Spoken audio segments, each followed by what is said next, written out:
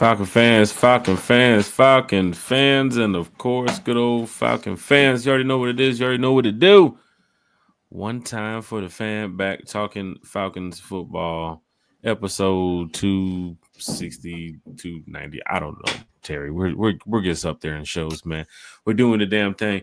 Big shout to Kerry, big shout to Bodie. One time for the fan. Once again, Apple Podcast, Spotify Podcast, Amazon Podcast. Tag your Falcons friends. Tell your Falcons family, man. We live, we lit, we talking Falcons football. Terry, how's everything going over there, sir? Of course, you know the Falcons haven't been doing so well lately, but we'll get to that. But how you been doing, T. Will? I'm good, man. We hadn't done a show in a while, so it's good to see you, sir. I know you were out in Denver, Colorado, just having yourself a time, man. I mean, shall we say? I mean, it looked like you were having a lot of fun, man.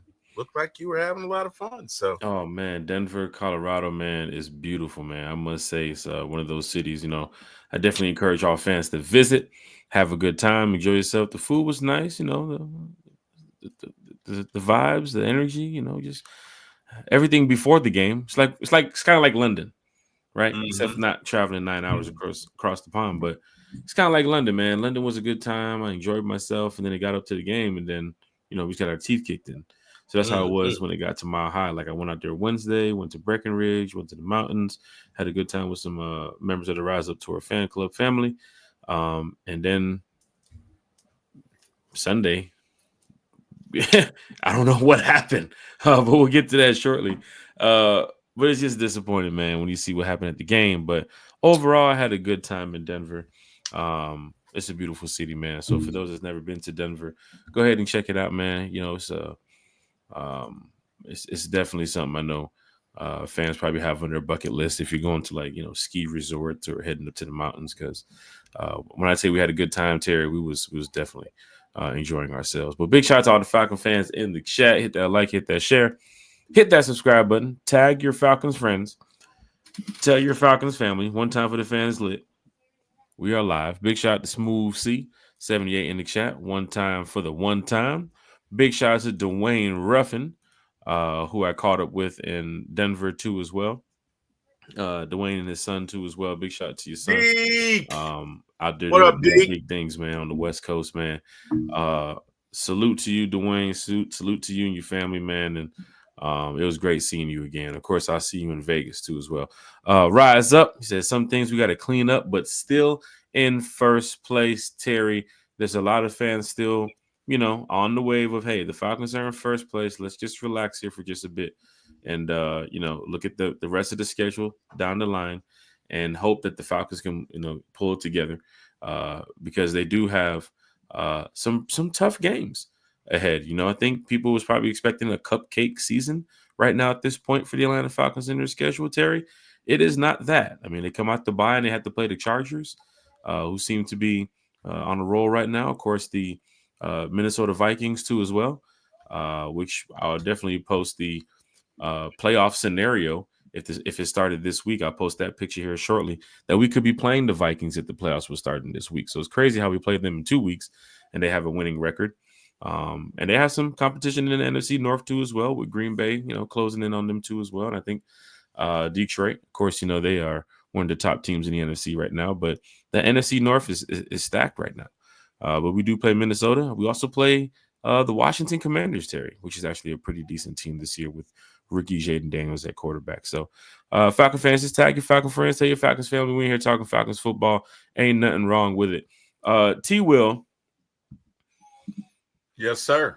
Real quick, man. Let's go ahead and give a big shout out to everybody that pulled up in New Orleans. I know we mentioned we haven't done a show in a while because I was in Denver. Of course, with the time difference and everything, me being in the mountains, I don't know how the connection was going to work, but we had a good time. A lot of fans who went over to the Instagram page, One Time for the Fan, got a chance to see a lot of the, pretty much fan interaction and fun events that we had going on behind the scenes there. So big shout out to everybody who's over on the Instagram page. But T. Will, everybody that pulled up in Nolans, that week before, that showed up to the parade and everything. I want to say thank you all. Pretty sure you guys probably heard about it. That was incredible, man. Went That was first off. I think you got are was the Rise Up Tour the first? I know we were the first Falcons entity to do a parade down there, but were we the first visiting team ever to do a parade down there, We or were in New not the Orleans? first visiting team, and I'm glad you mentioned that too as well, because some fans had it kind of confused, like the Falcons are the first team to do this in New Orleans. It's about 3 or 4 other teams has already done this, and I'm sure there's going to be other teams more to follow because, with the numbers that we brought out and the numbers that I've seen the Bengals brought out, and I think it was the Lions and the Eagles too as well. They had some, they have a lot of fans who tend to do this out there in New Orleans. So this is nothing new. But yeah, the Rise of Tour fan club, man, everybody who was out there in New Orleans that did the march and the parade down Bourbon Street. Big shout out to you all. Man, I think it's over 3 million views already too as well on social media. So that was kind of crazy to see how fast, people can take over somebody's trap when it comes to not before the game. We're talking about before the game now. Talking about before the game. We talking about during the game because you saw what happened down there in New Orleans. But the Falcons, man, on this 2-game losing streak, we gotta get back on track. So I know some fans in the chat, they're gonna really to talk some Falcons football here in a minute. So we're gonna get to that. But before you do, I think the parade and hey, Karina. Hello, John. I think Lisa Shepard's in there. Hey, Lisa. Well. Hey, Yuri. Yuri's birthday mine was the 17th. His was the 19th. So happy birthday, Yuri. And I think DA, Miss Lisa Shepard, C-Dub. What up, C-Dub? And Deshaun. What up, Deshaun? All right. So there was, the thing that parade did was it unified the fan base. There are so many Falcon fans worldwide.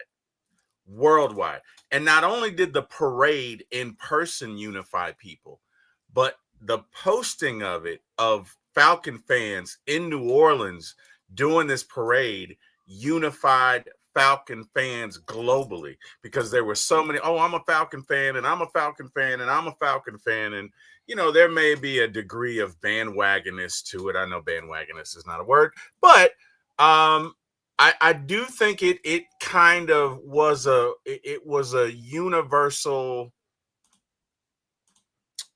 Batman sign around the world, or a universal Falcon sign that was a call to action for all Falcon fans to say, hey, let's do it. Let's come together. And I think it was bigger than just the parade itself. It unified folks, at least from my perspective. Is that how you see it, Jack? Or you were there. What are your thoughts regarding that? That's what it's all about, especially with this Falcons fan base. And, I've told you guys before, one time for the fan, from the fan, for the fan. And, of course, the Rise Up Tour fan club where fans become family. I mean, it's what it's all about. It's about bringing the fan base together, man. I want people to remember the Falcons fan base forever. And every NFL club, doesn't matter if it's the Giants fan base, if it's the Steelers fan base, I want them to remember that, hey, the Falcon fans are really turning up down there in Atlanta. They really support their team because there's been a lot of back and forth in the past couple of years and about what fan, how much do these Atlanta fans support the Falcons, and Falcon fans don't show up to games, and there's a big presence that goes on the road too as well. So big shout out to all the fans because we even see that down in New Orleans and even in Denver that there's a big presence that doesn't even know about the Rise Up Tour fan club, and not a lot of people keeps hearing about it. And of course, with the parade is definitely raised another bar within the group, but everybody can definitely see what we do for fans on the road. And Denver, big highlight there too as well. We couldn't come away with a win, but everything else outside of Denver, like I told you, from the host hotel to the party Saturday, to the Breckenridge trip Wednesday through Friday, to just seeing all the Falcon fans up in Denver. Bro, I'm telling you, there was a lot of Falcon fans in Denver. So just to see those, diehard Dirty Birds out there, it did feel good. But the Falcons did not come away with the win. The fans showed up, the Falcons did not. But we're gonna get to that in just a minute. Terry, let's go to that. What the hell happened, man? Because I'm gonna tell you right now, from me visiting another city, first time visiting Denver, so first time going to Empire Stadium. But it was beautiful, man. I must say, the way they have their stadium set up, And it's a little walk aways too where the Uber drops you, so you have to definitely have to hike it.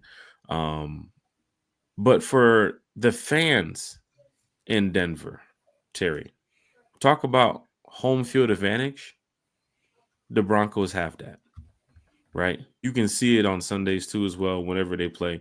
The way that they was able to just man go super hard for their team on Sunday. I'm talking about the way that it was like rumbling the stadium, and it sounds like 1,000 horses running through the stadium when they have when they do this rumbling of their feet on third down. They also do this thing where it's kind of like a chant for all the fans where they say, pass intended for Kyle Pitts, and the pass is, and all the fans get together, incomplete, and they all scream that shit, right? So just to see the Broncos fan base, met a lot of cool Broncos fans, but Terry, it was disappointing just to sit there. I know you saw it on TV. I know you had the podcast after. Terry, I know we talked the night before on a podcast when I We was in did. Denver, We and we did. had high expectations. We had high hopes for this team to go out there, even with a banged up Falcons team, go in there and get a win. But Terry, the following day after the podcast, from beginning to end, it was just like, what the hell is going on out here? It was disappointing to see, Terry. What is your thoughts on this Falcons Broncos game? I know a lot of fans in the chat. We're going to get to their comments in a minute. But Terry, what is your thoughts on this Falcons Broncos game? Because that is not what I expected traveling out there to the West Coast. Well, this one's concerning. This one's concerning. I'm not going to lie, because this was the first game we never had a chance from start to finish. And these games happen, and I understand that there are injuries, but we appeared rudderless. We appeared devoid of strategy, devoid of coaching, devoid of what the hell we were doing. And maybe to a certain degree, it was injuries. But what I want to remind everyone of is we have rookie coordinators, and Sean Payton, even though he's an asshole, is a very good offensive coordinator, is a very good offensive mind. We could not stop him. We could not stop him from start to finish. We From could first, second, and third down, couldn't stop. could not stop his offense, and that's concerning because we typically go in at halftime and stop the bleeding. We were bleeding profusely and could not stop it. I mean, that was a wound to the jugular. We couldn't stop it, right? The offense, we couldn't stop their rush, and they got there with 4. Now, why we didn't max protect, why we didn't blitz more, I don't know. But this performance, head coach on down, was putrid. Okay, I have to be honest. Now, again, you're gonna have these days. You're gonna have days like this. Mama said there'd be days like this. My mama certainly did. She didn't lie. Everybody is gonna have a bad game. The problem for me is they appeared to not have any clue what was going on and what they were doing. And this is the second time in a row that our offense didn't really, I'm not going to say, well, they weren't that bad in New Orleans, but, we were kind of disconnected, right? This is the second team in a row that played man on us, that basically abused us, and we haven't been able to handle it. I don't know if we need to deploy man beaters, more drags across the middle, more slants. I don't know if we need to put people in the slot. I don't know what we need to do, but whatever we're doing offensively is not working. Whatever we're doing defensively at this point, I'm open for anything, whether that's shift to 4-3 personnel, because we seem to be aligned for that, better aligned for that. I don't know what it is, but after this week's performance, something has to be done specifically on the defensive end. The only positive thing I can say about this game is that Koo didn't miss any kicks. Hey, so maybe MVP of the game was Koo. You know what I mean? Yeah. And that, the game ended, and we had guys get hurt to add insult to injury, or injury to more injuries. We had guys get hurt. So it was tough to watch. I'm hoping that the bye week, and maybe a chance to get away will refocus us, because San Diego's playing well. So, guys, this NFC South race is not over. Tampa Bay has a very, very cupcakey, easy schedule going forward. I don't know that they play anybody who's over 500. So, it's not over. We still got to play. We still got to hunt. Those are my thoughts. Jack, what say you?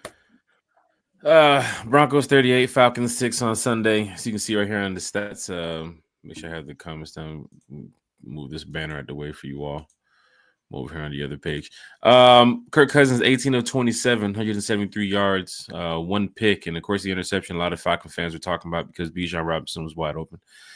Stares down into double coverage and linebacker, pretty much looking like me when I played Madden. I don't know what Kirk was doing at that point, but that was just another disappointing turn in the game because Falcon fans were, hopefully excited to, get a chance to move the ball down the field, get a chance to put up some points, and Kirk Cousins throws an interception. So, Bo Nix, 28 of 33, 307 yards. Terry, 4 touchdowns for Bo Nix. No interception, one sack, which he tripped over his own offensive lineman. Shout out to Matthew Judon with the sack, too, as well, but wasn't like a, sack. We made him look like John Elway. That's tough. And this is the disappointing part. I talked to Falcon fans the night before. I talked to you guys on the podcast. But if you look at the Denver's offensive stats going into this game, I mentioned Kirk Cousins being top 5 in passing. Bijan Robinson, of course, where he was in rushing so far this season compared to Javonte Williams. Of course, Drake London, Mooney, their yards, receptions, everything compared to Cortland Sutton and some of the other receivers that Denver had. But stats didn't mean shit on Sunday. The Denver Broncos offense and defense came out there and put a thumping on the Falcons. And Falcon fans calling out Kyle Pitts, 1 reception for 9 yards. Of course, Darnell Mooney, who went out, I think it was around the second half. He had 2 receptions for 27 yards. Drake London, 3 receptions for 67 yards. Offense just didn't get clicking. And of course, the defense, we see what happened there because the Denver Broncos was pretty much having their way. On offense, on our defense, and we was a little bit banged up, Terry. So we definitely want to mention that.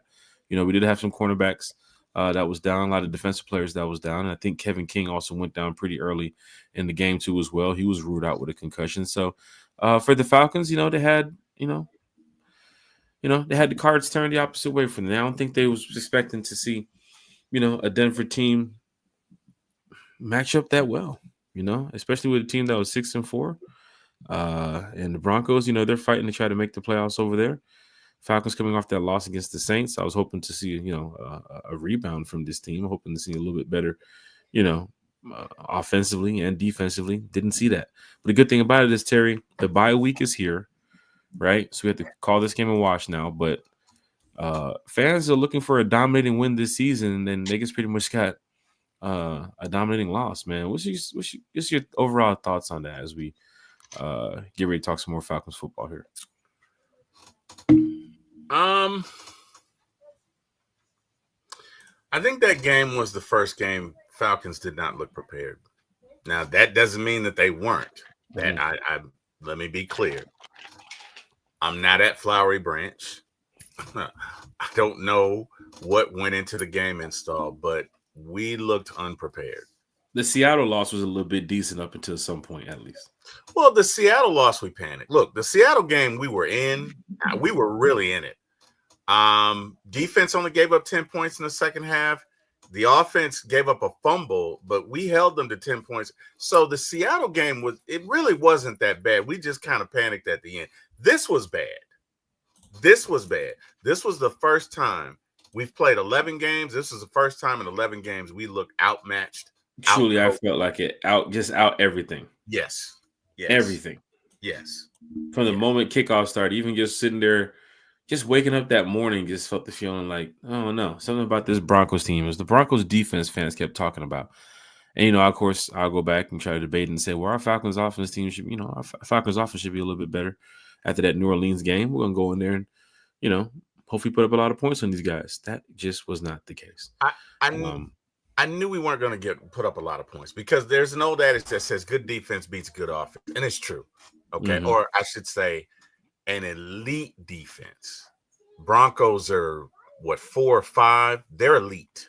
Mm-hmm. If You're top five. The Broncos are elite, and we seem to have trouble with elite defenses, which most good offenses do. Now, if you have an elite offense against an elite defense, edge probably still goes to the defense, but it's probably a better game. It's like funny in how you talk baseball. about elite defense too, Terry, because Scott Kennedy put up a post earlier looking at the Falcons' Stats defensive don't matter. Stats are for losers. So for Falcon fans checking out your defensive ranks this season, it's crazy. It's bad, and fans are asking for a change. But Terry, yeah, go ahead. You got it. No, I don't think so. So again, I'm not gonna look. I love my Falcons, and I'm not gonna. People will do this, right? People will take a loss and they will isolate stat and make this look worse than what it is. Falcons are not a great first half defense. They are a superb second half defense. Dare I say, in the second half, they are almost elite. So, you can take stats, manipulate them. I'm not going to go that far. What I will say is that offensively, we seem to have trouble with elite defenses. But I also got to be fair. Denver did this to the Bucks. Mm-hmm. Denver did this to the Saints. Yep. Denver did this to the Panthers. Mm-hmm. So Sean Payton knows the NFC South well on a granular cellular level. Maybe the guy just prepares and knows us and knows what we run. Now, again, it's on us to be prepared. I'm just saying it wasn't just us, right? Mm-hmm. It wasn't just us, number one.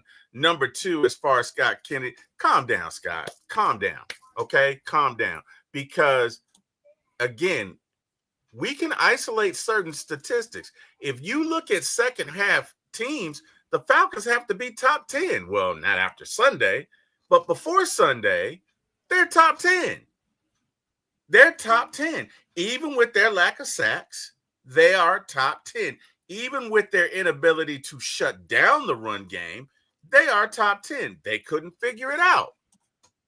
And maybe they have to go back to the drawing board. Again, these are two first-time coordinators.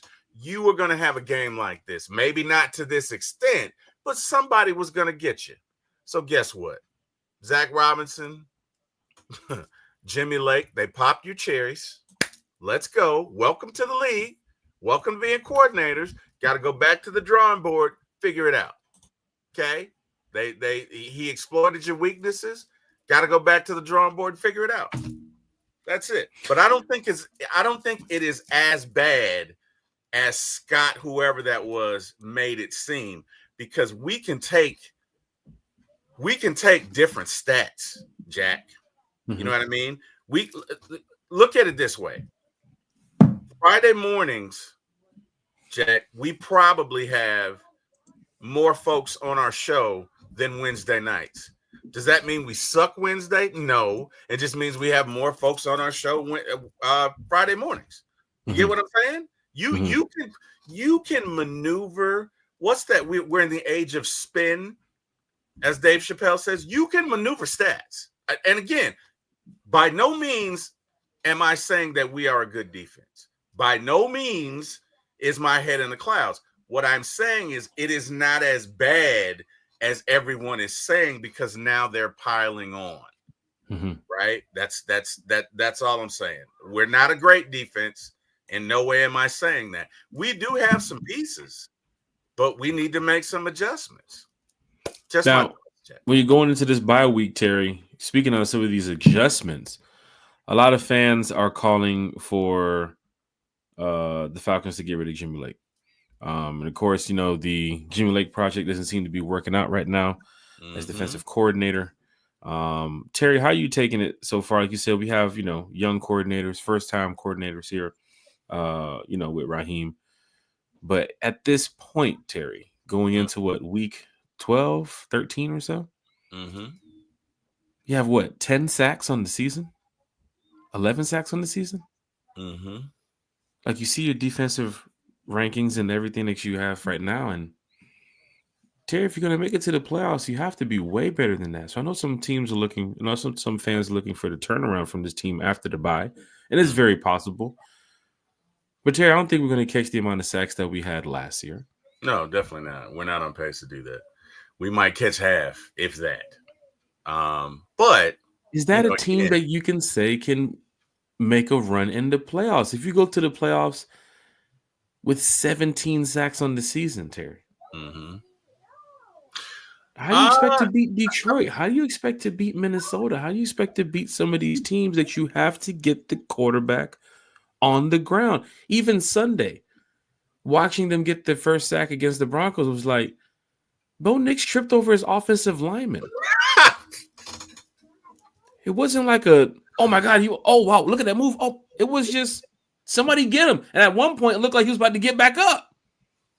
Yeah, he was. Friend texted me, he was like, is the Falcons allergic to sacks? I was like, bro. It almost looks that way, doesn't it? It almost looks that way. So all right. So first and foremost, C-Dub, I'm not spending anything. And my buddy C-Dub and my buddy Ron are in here and they hate Jimmy Lake. Did you go to court on Jimmy Lake on the former ATL Sports with the C-Dub? You guys go to court the other day? We did. We did our second episode yesterday. Anyway. How did it go? Because right now the fans, I mean, last week it was coup, right? Last week fans were calling for coup.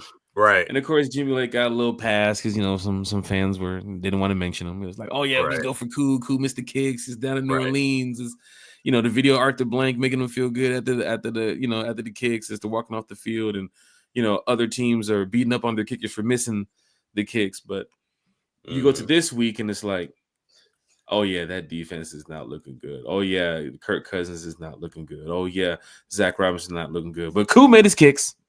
He did. Now sitting in the stands over there in Denver and watching the game, and Koo's making the first one. I'm like, well, you better make this kick. Oh, good God, he made the kick. So I'm thinking, of course, some points on the board. It gives you some momentum, right? It should shift the morale a little bit. Nope, touchdown Broncos. What? Where did that come from? Oh, wait a minute. Another touchdown Broncos. Wait, what the hell? You should have heard the Broncos fans when they're doing their feet like this. Terry, can you hear it? Yep. The whole entire stadium is doing it on first down, second down, third down. I believe it. And they do this thing on their Jumbotron where it says the Atlanta Falcons have requested silence on offense. Please respond accordingly. And the Broncos fans go crazy. Mm-hmm. And then the horse comes out.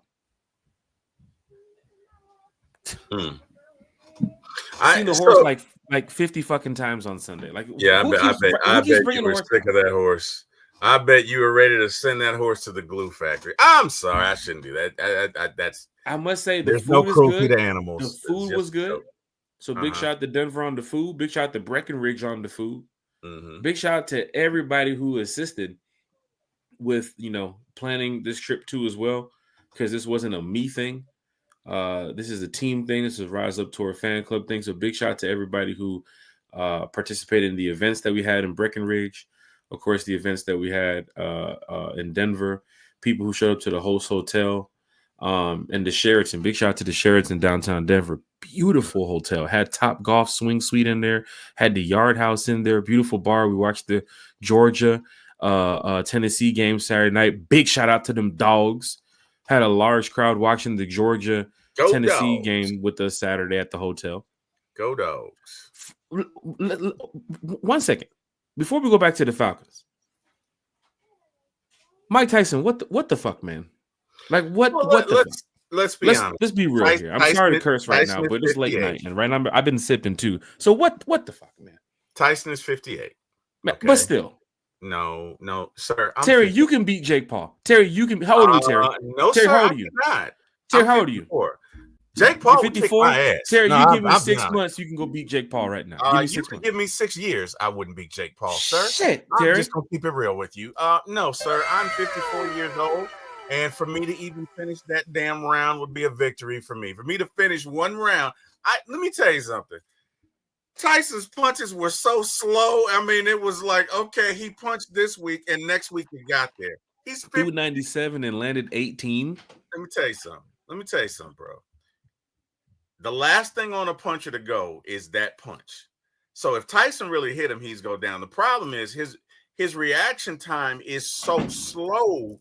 You could see it. You could see it. First round, he And came out like Tyson versus Douglas. that was all he had. Shit. That was it. And look, man, when you old and you taking on somebody young, that you ever heard of the one-hitter quitter? You better hit him with that one-hitter quitter. He almost did. He almost did. But apparently now, after hearing all the rumors and speculation behind the scenes, he's not supposed to beat up on Jake Paul like that. It was something in the contract where he wasn't supposed to hit him hard, or Jake Paul, I guess he whispered something to him like during the match after Tyson hit him with that left hand in the second round, like, slow down, champ. Like, Terry, these fights are rigged. These clearly people can see that most of these shocking. It's boxing. They're rigged. Shit. What? Are you serious? They're rigged in boxing? Are you kidding me? Heavens to Murgatroyd. Where do we got? Come on, Jack. This is boxing. This stuff goes back years. You know, as who was that? Don King, flagrant slenderosity. Come on, man. It is what it is. Look, it was good to see Tyson, but I don't think 50-year-old Tyson, 58-year-old, he's 2 years away from 60. Okay? I'm 54. He still wants to fight, Terry. Would you get in the ring with Tyson right now at your age, Terry? Hell no, because I remember what he was. I don't give a damn if you did pay me $1 million. He'll turn up on Terry, though. He lose to Jake Paul, but he'll turn up on Terry. He'll take that fight. Look here, man. I remember Tyson. Okay, I do. I was hoping for a good fight. Tyson, I got nothing but respect, brother. I don't know who's gonna see this podcast. But let me tell you something. I want that smoke. Hey, I don't want it, Tyson. I don't Terry, want it. My brother, you grew up on boxing where it was like $89, $99 on pay-per-view. You had to invite the homies over. People would chip in, bring food. Terry, to sit back and watch it on Netflix, how did that feel? Well, it was grainy at times, so I had to come out and come back in. It felt like I was watching stuff on my grandma's TV back before we had cable because it was grainy and you couldn't receive it. But I mean, you look at, honestly, the best thing about that fight was the two ladies before, the Serrano. Oh my gosh, the Italian Serrano girl won and, that fight. Serrano, Serrano won that fight. I'm protesting for Serrano because she won that fight. Okay, I don't know. I can't remember the lady's name who headbutted her, but Serrano took it to her, man. Serrano won that fight. She deserved it. Damn it, I hope they come back for a third one. If they do, that's a fight I want to watch because they got after it. I mean, even my wife loved that. Even my wife loved that fight. Didn't you love it, Kim? Kim. Sure did, Terry. Kim. Big shout out to Kim that fight as well. With Serrano and what the girls, like the ladies on Netflix. She said yes, whatever. She's being difficult. That seems to be the way boxing might be trending towards. And next thing you know, it might be on Temu. But big shout out to everybody here in the chat. Lisa Shepard is in the chat. Oh Carla my God. Wiggins is in the chat. A1 forever. Black and white fight if it's on Temu for $2. C Dope is in the chat. Hey. April Thomas. Tyreek Johnson is in the chat. John Moreno is in the chat. Karina Atkins is in the chat. Yuri, happy belated birthday to you, Yuri. Terry, also happy belated birthday to you too. Thank as well, you, brother. sir. Thank you, brother.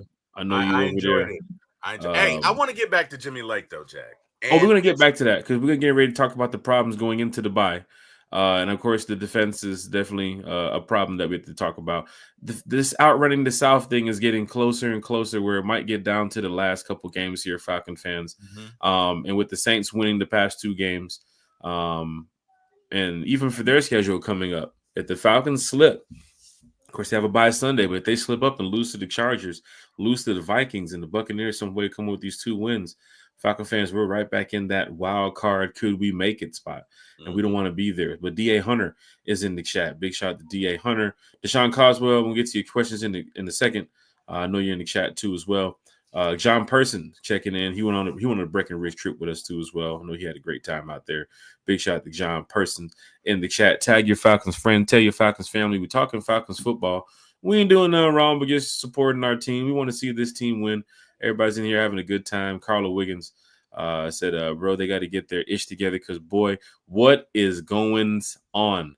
Tyreek Johnson said that Cowboys game was a smokescreen. For those in the chat, leave your comments about the Falcons going into this bye week. How are you guys feeling right now at this point in the season? A couple more games left on the year. Talking Falcons football here with Christy Lewis. She says, listening. She's in the chat. Big shout out to Christy Lewis. Tyreek Johnson says, somebody wake up Dean Pease. I know, right? At this point, And then I'm sure Steve Wilkes is over there like, y'all had me at camp. Yeah. You know?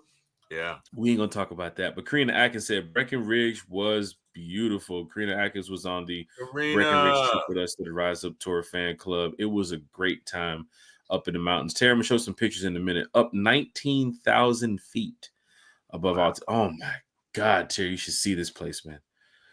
Man, I'm talking about leaving New Orleans, doing a parade, bringing out 2,000 Falcon fans to have a good time in the streets of Bourbon. And then we head out to the Razoo Saturday night. But then the Wednesday, flying into Denver, where it's 30 something degrees. It's 20 something degrees down there, and the temperature is dropping at night. Snow on the ground, snowball fights, UTV rides through the snow in the mountains. Bro, Terry, some really cool stuff, man. And of course, I had to scare Karina a couple times by whipping out a little bit on the UTVs in the snow. She's like, "Oh, hold on, Jack. Hold on, Jack." Hey, man, we was having a good time. But Dexter is in the chat too as well. Tyson sold out.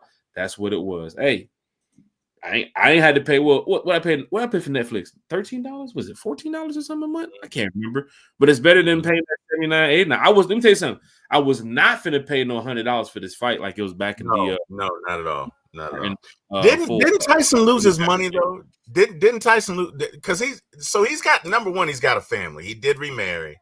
He does have a family. And look, this was a money grab for Tyson, but I'm not mad at him.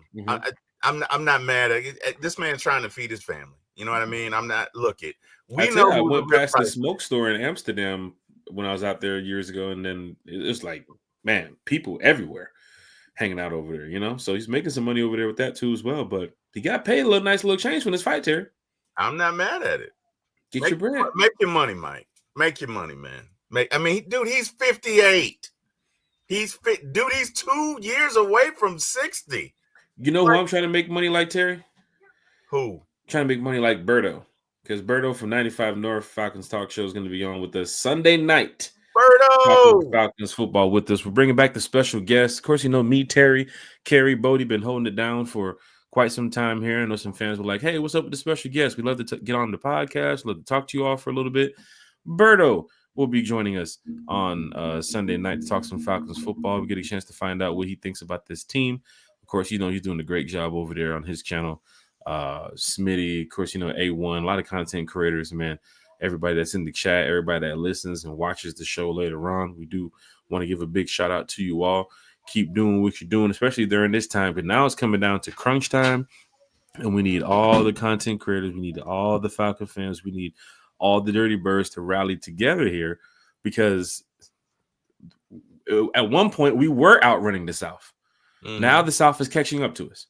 And we're gonna have to, definitely get our issue together soon, because it's gonna be a tough stretch for the Falcons down this line of games that they have for the rest of the season. So 3 Dirties in the chat. T Will, see you coming.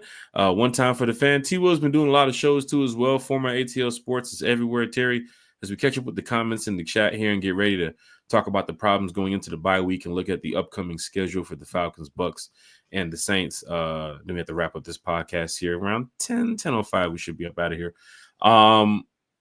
Terry, just talk to me about damn, what the hell?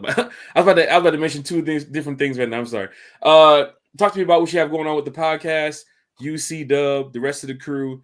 Because one time for the fans been, we've been kind of busy with everything that we have going on with the away games, and now we have a little break, so we'll have a lot more shows coming up. But Terry, what you got going on with For My ATL Sports?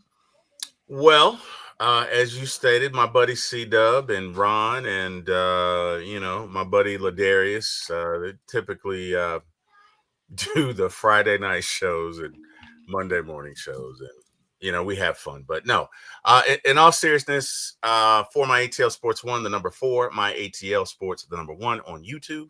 We air shows 7 p.m. on Fridays, typically Monday mornings at 8. Every now and then we're on after the game on Sunday, but I don't think I'm going to do that again, because it's a bit redundant if you're going to talk about it Monday morning. What do we have coming up? Well, I'm probably going to do, as my illustrious co-host said, Jack, this is the bye week, so I'm probably going to do a few more shows. I'm going to do a show with my brother Eric Parker and my cousin CJ, and it's basically just going to be a show about football and Falcons and brothers and cousins talking shit. We're going to take it back to the old school, like Eric and I have been doing it for years. There's no point to this show. We're just going to do it. We're going to do another show with a buddy of mine who's a Bills fan, and it's going to be about trauma. Because as Falcon fans, we have all suffered trauma throughout our Falcondom and fanhood. And of course, we'll have our 2 regular shows on Friday and this upcoming Monday. And that's pretty much what we have going on over the next 2 weeks. And hey, looking forward to it. So got a few more things going on, but I don't want to just release it just yet. Again, that is the number 4 by ATL Sports, the number 1 on YouTube. Please like, share, and subscribe, and come check us out. We'd love to have you. So that's about it, Jack. I want to get to some Jimmy Lake, man. Hey, let's talk about it. Falcon fans, let us know your thoughts right now on the Atlanta Falcons. You know what? I'm sorry. I'm sorry. I don't mean to cut you off. I'd be remiss. I'm looking at Lisa Shepard, and even though you don't see Lisa Shepard on the show weekly, Lisa is kind of like our version of Carrie. Okay, so Lisa does a lot. Lisa does a lot of editing. Lisa is a writer. Lisa's just a phenomenal person. So shout out to Lisa. Hell, shout out to Tiff. Shout out to Jabri. I think I covered everybody. So anyway, go ahead. Now let's get to Jimmy Lake. Sorry about that. Going into the problems. Problems going into this bye week. Falcon fans, let us know what you think about these Atlanta Falcons right now. Are you guys expecting any coaching changes? You guys expecting, for them to can't really make no moves? I mean, you might be able to sign a free agent or 2, but still at this point, it's like, you got to work with what you have to work with. I know we're down a couple players on injury, but what are some of the problems going into this bye week? Terry, you can start off real quick and I'll follow up. The offense, the defense, special teams, coaching, the scheme. Terry, what is the fans? You never know. What are some of the problems going into this bye week, Terry? I would say game planning initially. Initially, that first half, I'd say we're deficient in that area. Shut up, Siri. Sheesh. I'd say we're deficient in that area. Teams typically come out and score 17 to 20 points on us religiously in every game, and then we go into halftime and we figure it out, and that's good. But that, to me, is an issue. Obviously, pass rushing and stopping the run. Right now, would I fire Jimmy Lake, which I believe was a question you posed 20, 30 minutes earlier? I don't know that I would fire him. However, if I'm Raheem, I might take over the play calling. I might do that, or there may be some reorganization in regards to the play calling. Okay, that's that. So number 1, that defense has got to be addressed. Stopping the run got to be addressed. Although we held Denver to 100 yards, but still, you got to be able to stop the run. Got to be able to make these adjustments quicker. So again, I don't know that I would fire him, because if you fire him in the first year you hired him, and this is your first year as a Falcons coach, I don't know that that's a good look, right? I don't know that I would necessarily do that. Now, if you want to take over the play calling and then in the off season, well, Jimmy just goes somewhere else, I get it. That may be a better move. That may be a better look. I don't know that I'd fire him. That's number 1. Number 2, we have an issue with press coverage or man-to-man coverage against elite defenses. We just do. Kirk, you got to stop locking in on people, man. You got to stop doing it. You got to stop locking in on. We get it. We know you love Mooney. We know who's your guy, but there's some other guys on this team, and you can't force it in against elite defenses. You just can't. So, Kirk's got to figure that out. We got to figure out the perfect recipe between running and passing. A lot of times we get away from the run. We decommit to it. And we got to do better than that. You know what I mean? Special teams, to me, special teams is rated 12. I looking at the eye test, I don't see how that could be. I'd have them at least 20th. We get very few yards off punt returns. It's usually a fair catch, or 5 or 10 yards at best. But they say that we're ranked 12. If you're talking about defensively on special teams, we give up 10 to 20 yards. So In my mind's eye, those are some things that have to be cleaned up. As far as the defense is concerned, I don't know if you can switch to a 4-3 in week 12 or week 13, whenever we come back. I don't know that you can switch to a 4-3. Maybe you can switch to 4-3 components, because that would seem to be, we seem to be better aligned to a 4-3 than we do a 3-4. We do not have that big ass, huge, thick neck guy named Gunter who's a run stopper. We just don't have that. You know what I mean? And you need that in a 3-4 defense. You need that big ugly in the middle who you got to put two guys on and he frees up other people. We don't have that.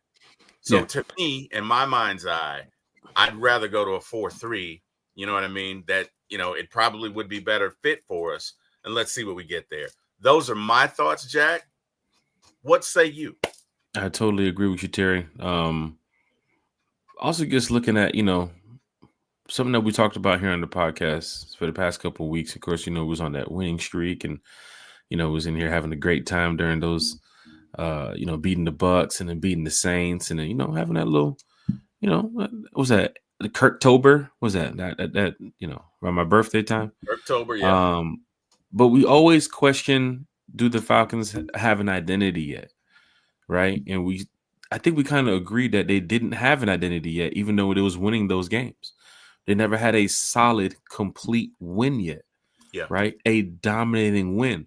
And so far this season, you haven't had those dominating wins, but you've had two dominating losses. If you look at it right now, even against the Saints, I'll even count it as a third, because you were supposed to beat that team down in New Orleans the other day. But looking at that Seahawks game, looking at the Denver game, even the Cowboys and the Bucks game down in Tampa, you could have had a dominating win, but still you let them get back in it towards the end of the game. Now, as you get ready for the Chargers, you have a team that Jim Harbaugh seems to have these Charger fans believing that they can make a run here with Justin Herbert.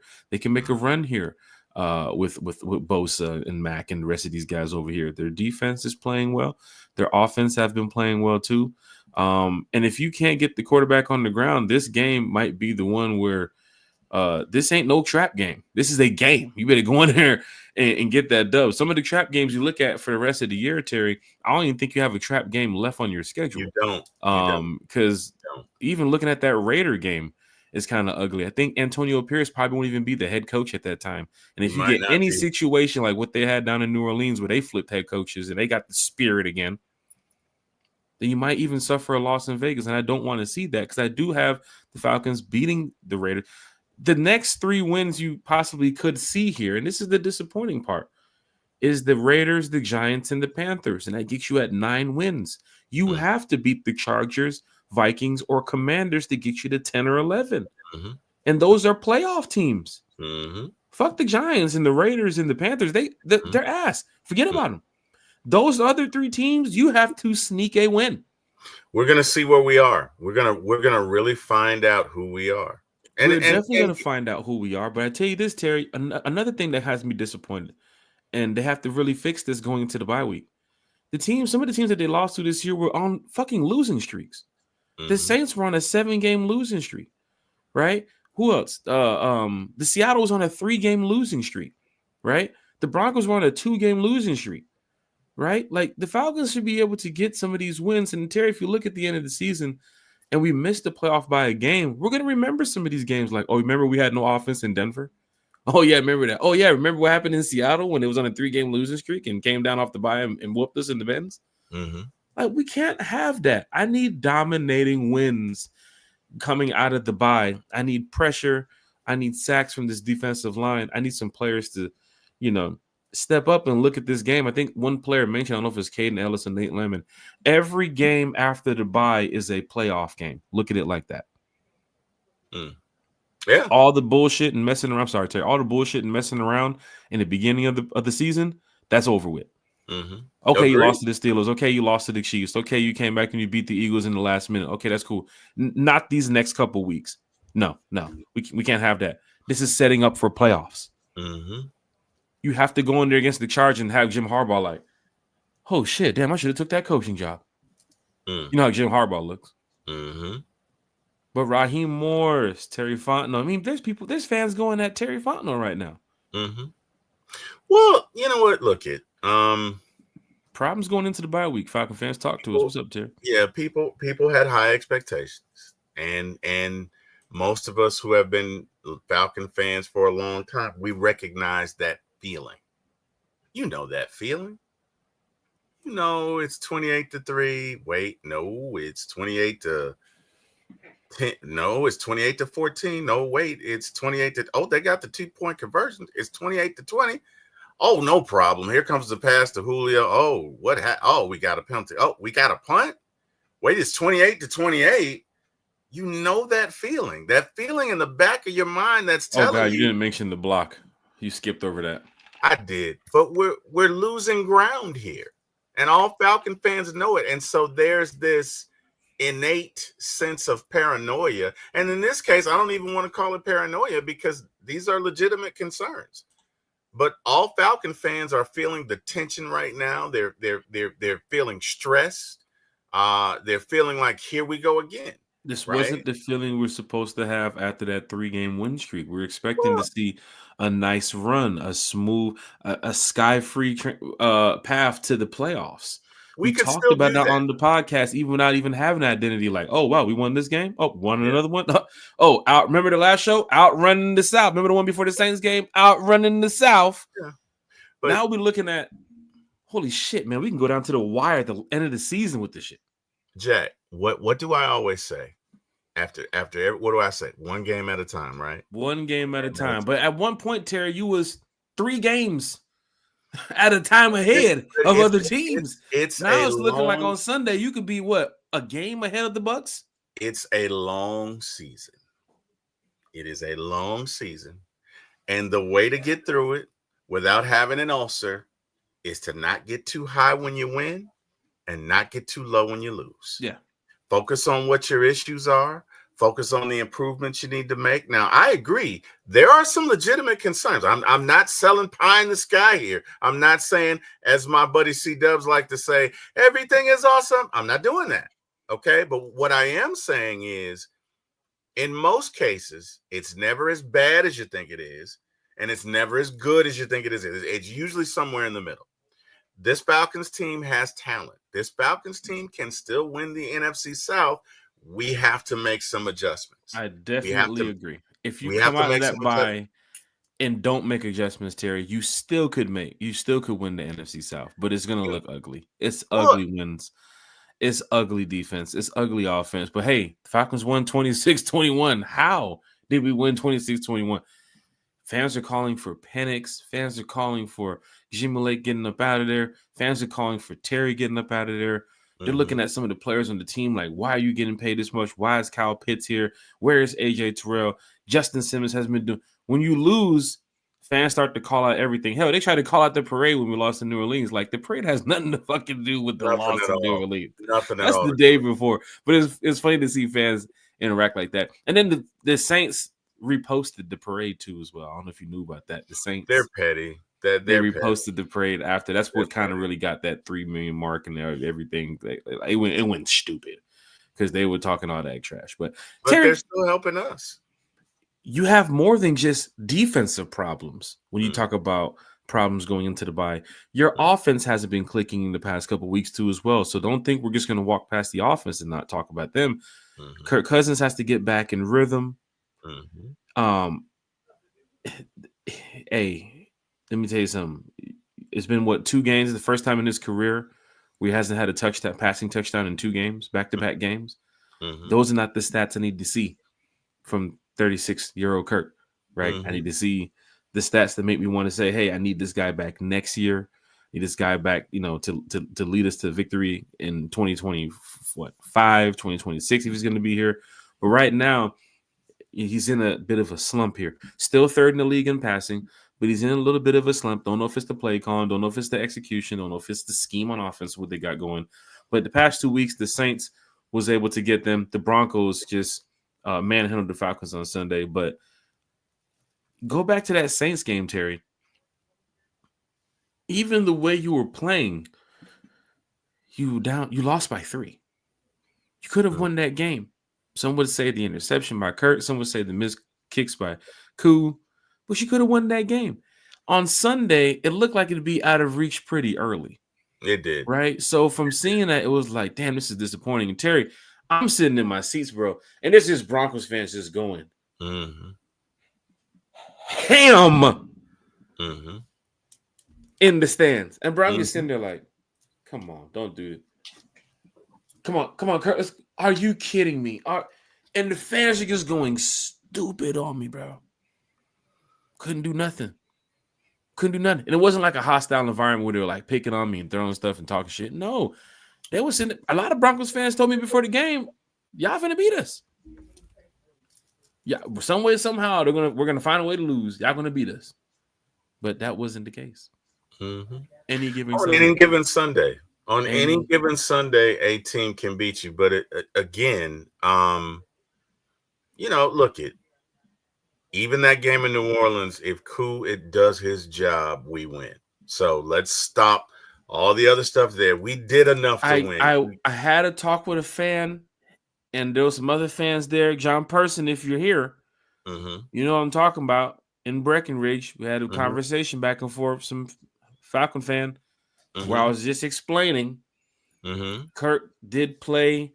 He didn't play up to his level where he was supposed to play that Saints game. All right, I understand. Fans were upset. I understand.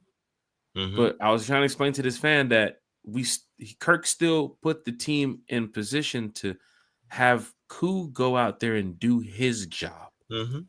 Okay, we didn't score the touchdown. I get it. But that was a 36-yard kick. Newsflash. Guess what? Newsflash. You're not going to score a touchdown. Some games you have to win by field goals. Even in baseball, plays, 62 yards. 8 plays, 43 yards. We set Koo up for position to do his job. Now, if there was no kicker on the team and you had to go get a D offer to kick the ball, I understand. Correct. But he's there. Koo's got to do his job, and he's missing not because of injury, but because of a delivery that he made that is clearly not working. This was not the first game that this happened. It was the first game that he missed 3 kicks, but his percentage going back 6 games was 50%. But now you go back to an ongoing issue. Terry, go back to that preseason, Terry. Yep. When fans were doing what? Calling out Koo. Yeah. But then Koo got his back. He got his back on what he do on Sunday. He went 2 for 2. He did his job. He did, but if you notice, his delivery was a little different. It was again, kicker, main thing, head down, keep your hips behind you, square to the ball, find the point you're going to kick up and through. He simplified his delivery, right? But the bottom line is, look, in the NFL, you're not going to beat every team by a touchdown. Sometimes the margins are this small. Sometimes the margins are 3 points. Yeah. Look, the Patriots won their first 3 Super Bowls by 3 points. 9 points combined. Three Super Bowls by 3 points. Imagine if their kicker had missed. So that is a big deal that people want to just this is cool. That's Koo's fault. Okay, say what you want to. That's on Koo. Now this second game. This was just a travesty. Yeah. It was a catastrophe. But the bottom line is we're still in first place. That felt good walking at the stadium knowing that we lost 2 games back-to-back and still in first place. Thank you for winning games you wasn't apparently supposed to win early in the season. The Eagles game, they counted this out. Thank you for that Eagles game. So that loss. Thank you, Saquon. So technically, one of these losses belongs to that Eagles game, who was supposed to lose that one. And the other one, I think, was the Cowboys game where they said, the Cowboys can get their get back now against the Falcons. That's a loss, too, as well. The other one was the Bucs game. The Bucs game, we swept the Bucs. We swept the Bucs, too, as well. So, hey, look, 6-5 is 6-5 either way. We just got to focus. If we can win 5 more games, the division's over and everybody's happy and we're looking at the playoffs. Yes, we have some things to clean up. Again, I'm not selling you guys pie in the sky. Our team, as is constructed today, operationally, we have to change some things. Terry, quick Waffle House take. You see Michael's comment. He said he doesn't feel good. Lake needs to remove the bubble wrap from the players and let them hunt. What does he mean by remove the bubble wrap from the players? Is he holding some of these players back on what they can do? Is he just trying to force them to play his style of football? Or is it more so, hey, I came in here, I changed the scheme. This is how we're going to work on it. Like, Terry, what is going on here? Because you saw what happened last year with Ryan Nielsen, and you're looking at these players this year. Is like, what is going on? Judon, like, come on, Terry. I think he means blitzes. I think he means turning guys loose. I think he means blitzes. And look, you blitz somebody, if you get there, great. If you don't, it's a problem. And even when we blitz, we don't get there. So if you blitz and you leave guys on an island, woo-wee, right? You look, I'm not saying to not blitz. I'm not saying to not be more aggressive, because at this point, it would almost seem you have to. It would almost, you can't just sit there and try and get there with 4 guys, right? Now, again, for the most part, it's been working because we've been able to outscore teams in the second half. But what if you come out and your offense is not great? We've got to stop some folks. We got to make some stops. We got to get off the field. We got to stop some runs. We got to get off the field on third down. We got to figure it out. So, again, I don't know what the answer is. I don't know. Even if you do go to a 4-3, can you do that this late in the season and it be effective? I think even if you fire Jimmy Lake right now, what, you going to put Raheem to call the defense? Raheem would have to call the defense. The defense. I mean, you're not going to go out there and get nobody now. Hey, you bring in Steve Wilkes. Whoa, wait a minute. Oh, what the hell just happened here? Well, you got Jerry I don't Gray. see none of that stuff happen. I see Jimmy Lake probably finishing the season and Falcon fans just being happy or mad about, what the outcome of the defense goes to. He can finish it. That doesn't mean that Raheem can't call. Look, the year we went to the Super Bowl, Dan Quinn, I believe in week 8 or 9, took over for Richard Smith, and Dan Quinn called the plays. Now, with that being said, that defense was still not great. Yeah, but reports would come out, though, that Raheem would be taking over calling the defense. Probably. I'm sure they can't keep that a secret. And that's fine. And look, if that's what Raheem has to do, that's fine. But at that point, why would you need Jimmy Lake then? Well, you wouldn't need him, but it looks bad to fire him in season. That's true. Because I think, and it's not about pride or anything with the coaching staff or, how some of these coaches figured out, we can get the job right if we bring in this guy and this guy. Fans were kind of on the edge and concerned about when we brought in Jimmy Lake earlier this season. It was like, why do we go for Jimmy Lake with so many defensive candidate coaches out here that would have been a better coach than what Jimmy Lake has put out there for us this season. But I think some fans also have to look at it and say, it is his first year coaching here with the Falcons. And I think some fans might see it as probably his last year too. Because Terry, if you're giving out grades this season on Raheem and Zach Robinson and Jimmy Lake, do you see Jimmy Lake or Zach Robinson even returning in this coaching staff next year? I think Zach Robinson will be back. Jimmy's debatable. The thing about Jimmy is second halves are great. Now, is that Jimmy or is that Raheem? Or is it the players? Don't know. I just haven't seen, like, sometimes you see the players respond to how the defense is set up. Sometimes you can see the coaches, put the players in the position where they're supposed to be. Oh, the Hawks and the Warriors about to play too. The Hawks play tonight? Yeah, Hawks and the Warriors just tipped off. I did not know that. Okay. Yeah. But I just haven't seen a game yet that just hasn't been so sound where it's like, wow, Jimmy Lake called a great defensive game. Right? Like, I haven't seen that, right? I haven't seen – I mean, Carolina, you can say, yeah, but Carolina is ass, so we knew that, right? But I just haven't seen it, even against Dallas, against Philly. It just hurts to know that this is the defense that we're rocking with this year, and to make the playoffs and to go beat a team like Minnesota or Detroit. Like, I don't know, man. I don't know how the hell you're going to get 4 or 5 sacks on Jared Goff. I mean, we played against Geno Smith. We played against Dak Prescott. We played against Bo Nix. Playing against quarterbacks that take 2, 3, 4 sacks in certain games, and we come away with nothing.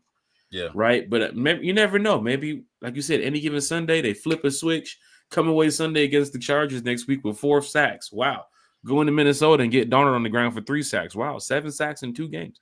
You never know that could happen. But right now, every fan is on the edge. Like, if you don't turn that defense around, good luck playing Detroit. I mean, you see, the players in Detroit are talking hella shit right now. Like, if you're not ready to come in here and win a game, we're going to beat the crap out of you.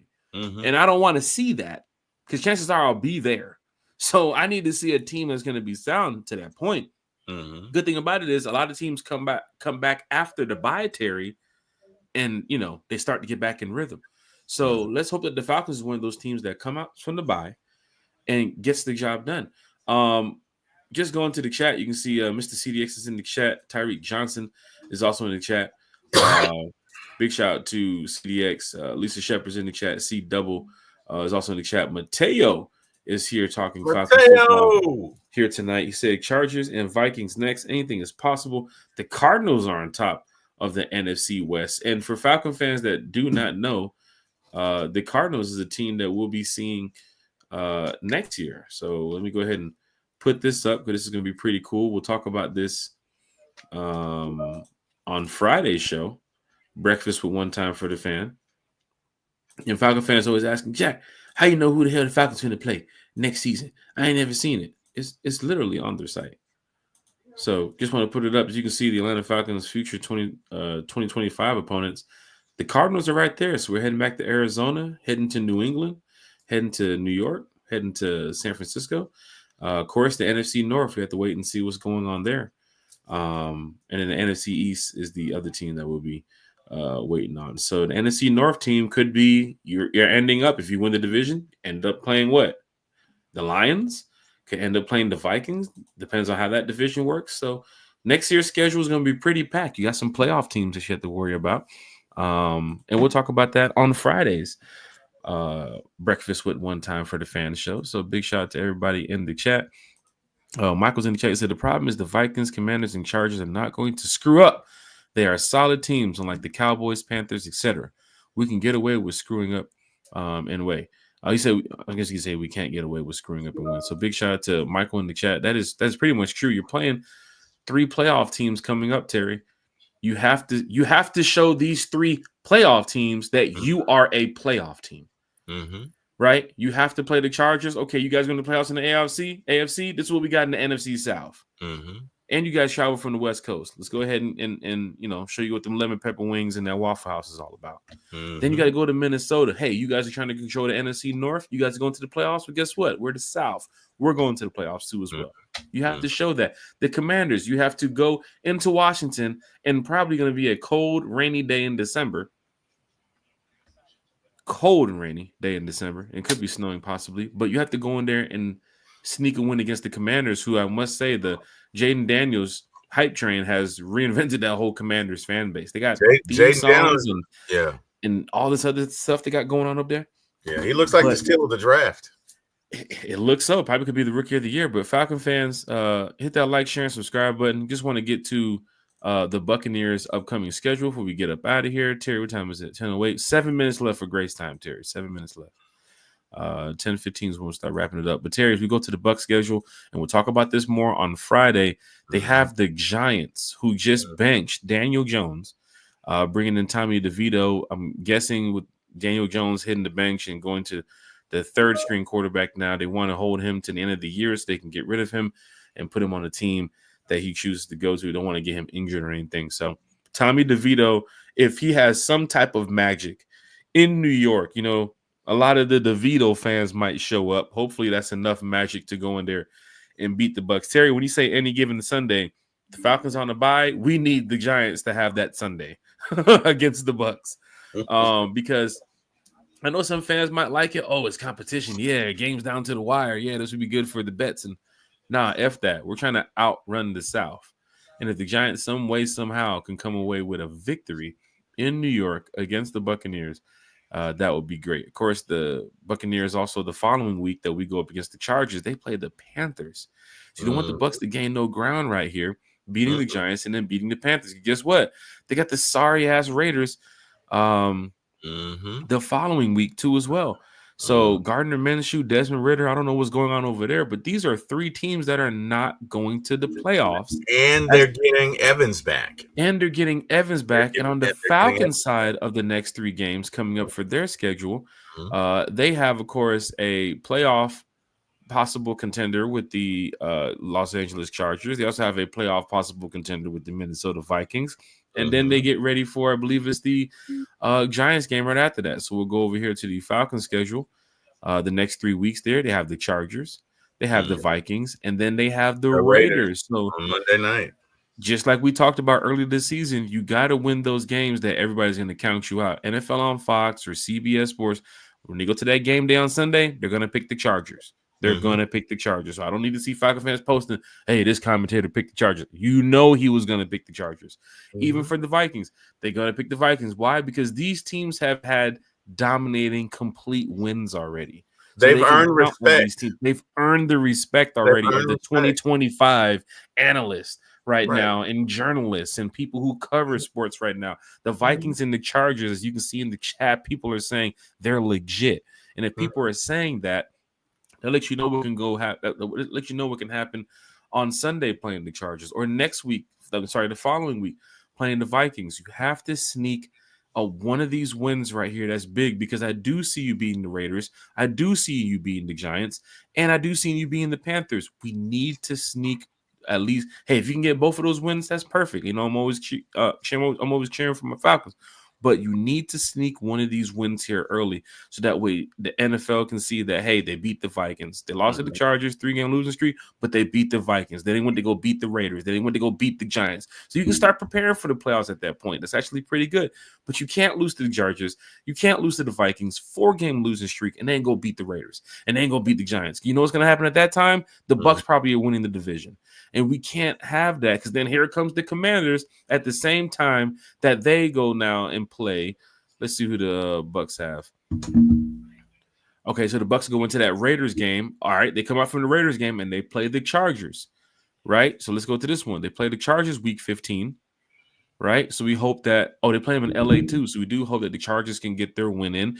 That is still around the time where Kansas City, we'll definitely have their playoff clinching berth right there. And you can see for the Los Angeles Chargers, they're going to need to get their playoff win right there against the Bucks so they can secure a spot. The AFC is tough around week 15, week 16. The Dallas Cowboys are falling apart. Don't know if they'll be able to play against the Bucks that game and come away with a win. But if they do play like how they played against us in the second half, they might be able to come away with a win. And then week 17, they have the Carolina Panthers, which is just a fall apart team. That is like playing a high school team. So I don't think the Panthers are going to win that game against the Bucks. But if the New Orleans Saints want to show, what's that head coach, Rizzy, whatever the guy's name is, if they want to, support the new interim head coach and try to get him to the level of possibly being the head coach, come sneak away a win against the Bucks right there at the end of the season. I'm sure that would be great for Saints fans down there in New Orleans. But Terry, as we look at some of the schedule here, we rushed through it, but on Friday we'll talk about it more. This is no cupcake schedule here. No. For the Atlanta Falcons, this is going to be a very tough 5 or 6 games coming up for the rest of the season, and we need to see this team really bounce back after the bye. Because to come in here, if we lose to the Chargers, and to come in here and say, man, we gotta go play Minnesota in Minnesota, we can't have that. I can't go on a 4-game losing streak right now. Or a 3-game losing streak right now. 2 games is good. So I'm glad the bye came up. The fans needed to buy. The Falcons needed to buy. Right? But we have to get back on track. Terry, Bucks, Falcons, upcoming schedule coming down to the wire. We'll talk more about it on Friday, looking at the Saints schedule too as well, because they are even in it. And it's tight. It's a tight race down to the wire with the Falcons going on a 2-game losing streak. Terry, Bucks, Falcons, quickly, the next couple games coming up. Yeah, I mean, we're gonna find out where we are. We're gonna find out if we're pretenders or contenders, and there's no other way to say it. Hey, at the end of the day, on this ride, you can't have any punks. You can't have people that can't fight. They're gonna hurt you. So, look if you got them, let's go. Let's do it. There's nothing else need to be said. We're going to find out everything we need to know about this Falcons team in the next 2 games. I just want to get one of them. If you can get 2, great. You need to get one of them. You need to win the games that you can win. If you can win 4, right? If you can just eke out 4, we're good. Nothing else needs to be said. So we need to beat the 3 right now. Here's the funny thing, Terry. You said just give me 4. I just gave you 3. Yeah. You should beat the Raiders. You should beat the Giants. You should beat the Panthers. there's 3 other games in between that window Yeah. that you have to sneak another win to get to 10 wins. 9, Yeah. I think, would definitely get you to that playoff spot. 10 is really securing that NFC South. Mm-hmm. And that is We're going to have to be able being to the run the ball. Chargers, the Vikings, or the Commanders. Yeah. We may have to become a run-centric offense. Because Mooney might be out. But you're probably going to have to be run-centric at least these next 2 or 3 games, right? Until Mooney can get back to himself. I think he might have pulled a hamstring. He already had a sore Achilles. You probably need to sit him down for a couple of weeks. I hope they don't rush him out there. But you're going to have to be able to run the ball. You're gonna have to be able to do that. And secondly, you're going to have to be able to stop teams and get off the field. I don't know if that's better game planning from the get. I don't know if that's Raheem making calls, making defensive calls, taking over, running the defense. But those 2 things have to occur. You got to be able to run the ball and play keep away from offenses that are better than you at this point. And B, you got to be able to get off the field. And if that means we got to make a radical shift and Raheem needs to make the calls, then it is what it is. You can have a 2024 Corvette, but if you don't know how to drive it, if you don't know how to corner, if you don't know how to drift, if you don't know how to take certain curves at high rates of speed, then it is what it is, right? So maybe Raheem needs to take over and drive this Corvette that we call a defense and see if we can get out of it. Those are my thoughts. Whatever the Falcons can do, please do it. We're sitting over here rooting for you. Every fan in this chat, we talk Falcons football every Sunday nights, 8 p.m., Wednesday nights, 9 p.m., Friday mornings, breakfast at one time for the fan at 9:15. But I'm just glad that everybody's in here talking Falcons football with us tonight. It's been great. Of course, we've passed we're 2 minutes over the grace period now. So thank you all for being here talking Falcons football Friday morning. Let's come on back. Let's talk some Falcons football. Terry, you're going to be here at 9 a.m. Sunday night, we have Berto from 95 North Falcons Talk Show talking Atlanta Falcons football with us. And Berto has a lot to say. He does a lot with Bleacher Report too as well. So big shout out to Berto. He's been a guest on this show here quite some time. So I'm sure Berto knows how to act here on One Time for the Fan. And we'll ask him about that NIL deal. Matter of fact, do I have that? Let me just see. I believe it's about to make an appearance. Also, there he is. Yeah. There was Berto. NIL Berto. Hey, but to Mateo's question, I'd trade TJ Watt for Pitts in a New York minute. I wouldn't even think about it. In a New York minute, I would trade Pitts. I do see a fan. Michael said, what about this offseason bringing in a pass rusher? I'm sorry, Tyreek said that. I'm all for it right now. That's the first thing I'm looking at going to this draft for this offseason. I think you've covered a lot of areas by drafting this guy, running back and tight end and wide receiver, and you brought in a safety and another safety. It's time to get that. It's time to get that defense right. Now you see it. If your defensive coordinator can't get it together, hell, bring in a guy that can get it together. And we've seen that in different teams where the defensive coordinator is like, not the guy who's really doing everything out there. It's the player. You see what Marco Parsons has done, right? You see what sometimes Aaron Donald has done, right? You see what sometimes even like Frank Clark, even with the Seattle Seahawks, or what's the guy, Jones, Chris Jones from the Kansas City Chiefs. Like, these players just be balling out, man. TJ Watt, Daniel Hunter, a lot of these players just ball out no matter where they're at, right? So hit that like, share, and subscribe button, Falcon fans. Michael's in the chat with the Love Your Show. Hey, Michael, big shout out to you, man, as a diehard Falcon fan, man. We're just in here talking Falcons football. Ain't nothing wrong with it. So tell your Falcons friends, tag your Falcons family next time we come back here on the show. And, of course, anytime anybody wants to be a special guest on the podcast, reach out to us so that way we can get you on. But Berto, 95 North Falcons Talk Show will be with us on Sunday. Terry, we got to go ahead and get up out of here. We'll go ahead and give you shout-outs. So you can go ahead and hit the road, man. I appreciate it, sir. And as always, Jack, hey, man, you keep inviting me. I'll keep coming back. Love One Time for the Fan. Love being a part of the One Time for the Fan experience. Love the Rise Up Tour. Love what we're all about, man. With that being said, again, I'm at the number 4, my ATL Sports, the number 1 on YouTube. Please like, share, and subscribe. I'm there Friday nights at 7, Mondays at 8 a.m., and sometimes we do pop-up shows on other days. Again, just before I go, thank you to everyone in the chat. You could have been anywhere in the world. You chose to spend your time with us tonight. We appreciate it. We love it, and we thank you. Got to thank God. Wouldn't be here without him. Praise him, thank him every day. And last but not least, got to thank my brother Jack Spade and Eric Parker for getting me a start in this business. I will never forget it. I will thank you guys every show I get, every chance I get. Jack, I am out. Thank you, brother. I will see you Friday morning at 9 a.m. Have a good one. You already know what it is. You already know what to do. Big shout to Terry. Big shout to Kerry. Big shout to Bodie. One time for the fan. Friday mornings, 9 a.m. We're going to be back talking more Falcons football. Breakfast with One Time for the Fan. Falcon fans talking Falcons football on a Falcons Friday. It's what it is. It's what we do. I'm going to go sip some more Tito's. I have an esports tournament starting in about 30 minutes. Otherwise than that, remain Falcon fans. Continue repping this red and black. Big win by the Dogs on Saturday too as well. So that was great to see. But Falcon fans, just be strong, right? You heard what Outkast said. Hold on, be strong. Y'all heard what Outkast said, man. So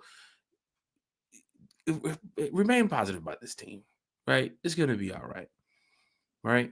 We believe in Kurt. We believe in Bijan, right? We believe in the rest of these players right here. They're gonna go in there, they're gonna get the job done. All right. We're gonna go in here. We'll win the NFC South, and then we punch our ticket to the playoffs. It's going to be that feel-good feeling. Are we a little bit concerned right now? Well, I'm guessing so because, a 2-game losing streak is not fun, especially when you got your teeth kicked in Sunday against the Broncos. But guess what? You can bounce back from that. Every player in that locker room knows that they can bounce back from that. Every coach in the locker room knows they can bounce back from that. You have a lot of winning coaches in that locker room. You got some Super Bowl winning coaches in that locker room, right? You got some players that know how to battle through these times of, hey, we're on a 2-game losing streak. Hey, we haven't got our offense clicking. Hey, the defense needs to step up. I trust these guys, right? This Falcon team this year, there's something special about them. And I think coming up after the bye, we'll get a chance to see what that is. So, Falcon fans, hit that like, share, and subscribe button. Shout out to everybody in the chat. Continue being great. Shout out to the Rise Up Tour fan club, and continue, bringing fans together like family, because it's a great thing. Fans love it. I can't even tell y'all how I felt when I stepped out there and saw that parade. I'm telling you, from Thomas to the rest of the group, they thank the fans every single day. We talk about the fans, how to give back to the fans, how to do things for the fans every single day. So big shout out to you all. And we'll see y'all Friday morning, breakfast with One Time